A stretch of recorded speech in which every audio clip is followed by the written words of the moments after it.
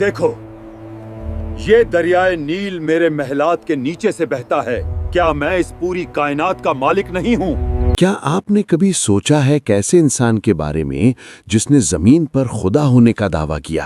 ایک ایسا بادشاہ جس کے پاس اتنی دولت اور فوج تھی کہ وہ سورج کو بھی حکم دینے کا خواب دیکھتا تھا۔ وہ کہتا تھا، میں تمہارا سب سے بڑا رب ہوں، تو یہ موسیٰ میرا کیا بگاڑ لے گا؟ مگر جب اللہ کا حکم آیا تو اس کا تکبر، اس کی فوجیں اور اس کا وہ دریا جس پر وہ ناز کرتا تھا، سب پانی کے جھاگ کی طرح بیٹھ گئے۔ مصر کی سرزمین پر ایک بادشاہ حکومت کرتا تھا جسے دنیا فرعون کے نام سے جانتی ہے۔ یہ کوئی عام حکمران نہیں تھا، اس نے ایسی عمارتیں اور اہرام بنوائے تھے جو آج بھی دنیا کو حیران کر دیتے ہیں۔ اس کے محل سونے اور جواہرات سے چمکتے تھے۔ فرعون کا غرور آسمان کو چیر رہا تھا۔ وہ اپنے تخت پر بیٹھ کر اکثر کہتا، کیا میں مصر کا مالک نہیں؟ اور کیا یہ نہریں میرے حکم سے نہیں بہہ رہی؟ اس کا تکبر حد سے بڑھ چکا تھا۔ وہ بنی اسرائیل کو اپنا غلام سمجھتا تھا اور ان کے معصوم بچوں کو اپنے خوف کی وجہ سے قتل کروا دیتا تھا۔ وہ سمجھتا تھا کہ لوگ صرف اس کی طاقت اور خوف دیکھ کر جھکے رہیں گے، مگر وہ نہیں جانتا تھا کہ اسی ظلم کے اندھیرے سے ایک روشنی پھوٹنے والی ہے۔ اللہ نے اسی کے گھر میں پلنے والے موسیٰ علیہ السلام کو نبوت دے کر بھیجا۔ جب موسیٰ علیہ السلام فرعون کے دربار میں گئے تو فرعون نے انہیں حقارت سے دیکھا۔ اس کے پاس دنیا کی سب سے بڑی فوج تھی اور موسیٰ علیہ السلام کے پاس صرف ایک لکڑی کا عصا اور ان کے بھائی ہارون علیہ السلام۔ فرعون کے سپاہی فخر سے کہتے، ہمارے بادشاہ کے پاس وہ طاقت ہے کہ وہ زمین کو ہلا دے۔ ان کا یقین تھا کہ لوہا اور طاقت ہی سب کچھ ہے۔ فرعون نے موسیٰ علیہ السلام سے کہا، اگر تم سچے ہو تو کوئی نشانی دکھاؤ۔ جب جادوگروں کا مقابلہ ہوا اور انہوں نے موسیٰ علیہ السلام کے رب کو مان لیا تو فرعون کے دل میں ایک آگ لگ گئی۔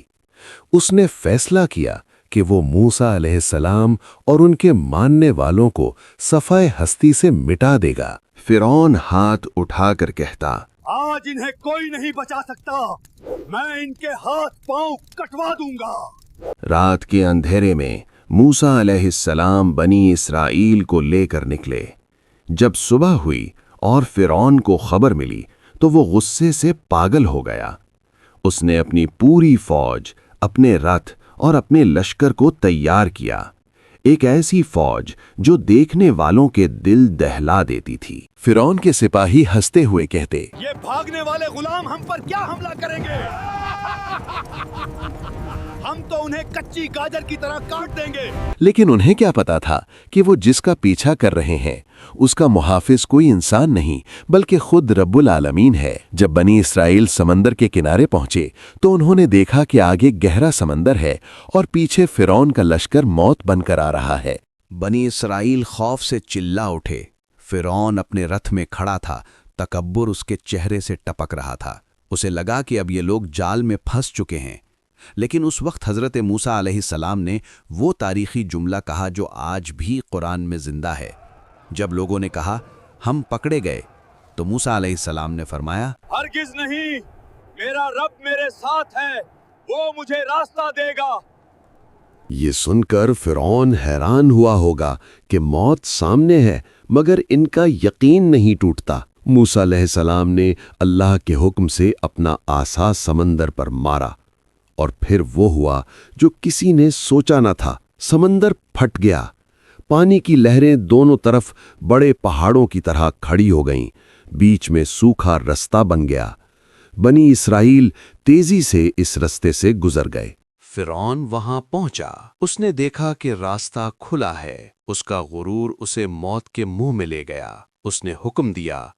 فرعون اپنے لشکر کے ساتھ سمندر کے بیچ میں اتر گیا، مگر قدرت کا نظام حرکت میں آ چکا تھا۔ جب فرعون اور اس کی پوری فوج بیچ سمندر میں پہنچی تو اللہ نے پانی کو ملنے کا حکم دے دیا۔ وہ پانی جو موسیٰ علیہ السلام کے لیے راستہ بن گیا تھا، وہی پانی فرعون کے لیے قبر بن گیا۔ فرعون کی فوج چیختی رہی، ہمیں بچاؤ، مگر وہ پانی کے پہاڑ ان پر گر پڑے۔ جب فرعون ڈوبنے لگا، جب موت اس کے گلے تک پہنچی، تب اس کا تکبر ٹوٹ گیا۔ وہ چلایا، مگر اب دیر ہو چکی تھی۔ جبریل علیہ السلام نے مٹی اس کے منہ میں ٹھونس دی تاکہ وہ رحمت کی بھیک نہ مانگ سکے۔ اللہ نے فرمایا، اب جب کہ پہلے تو نے نافرمانی کی، وہ فرعون جو کہتا تھا میں سب سے بڑا رب ہوں، آج بے بسی کی تصویر بن کر ڈوب رہا تھا۔ اس کی فوج جو زمین کو ہلا دیتی تھی، مچھلیوں کی غذا بن گئی۔ لیکن اللہ نے فرعون کی لاش کو سمندر سے باہر پھینک دیا۔ کیوں؟ تاکہ وہ قیامت تک آنے والے لوگوں کے لیے عبرت کا نشان بن جائے۔ آج بھی مصر کے میوزیم میں فرعون کی وہ لاش پڑی ہے جو دنیا کو چیخ چیخ کر بتاتی ہے کہ تکبر صرف اللہ کو زیبا دیتا ہے۔ جس دریائے نیل پر وہ ناز کرتا تھا، اللہ نے اسی پانی میں اسے غرق کر دیا۔ دوستوں، فرعون کی کہانی صرف ایک تاریخ نہیں، ایک وارننگ ہے۔ جب انسان اپنی طاقت، اپنی دولت اور اپنی پوزیشن پر گھمنڈ کرتا ہے اور کمزوروں کو دباتا ہے تو اللہ کی پکڑ بہت سخت ہوتی ہے۔ فرعون کے پاس سب کچھ تھا مگر اللہ کا ساتھ نہیں تھا۔ موسیٰ علیہ السلام کے پاس کچھ نہیں تھا مگر اللہ کا ساتھ تھا۔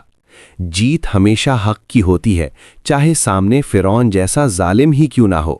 اگر آپ کو یہ سچی کہانی پسند آئی ہو اور آپ جاننا چاہتے ہوں کہ کیسے نمرود کا تکبر ایک مچھر نے توڑا تو ویڈیو کو لائک کریں، کامنٹ میں سبحان اللہ لکھیں اور چینل کو سبسکرائب کرنا نہ بھولیں، کیونکہ ہم لائیں گے وہ سچ جو دل کو چھو لے۔ جزاک اللہ خیر۔ السلام علیکم۔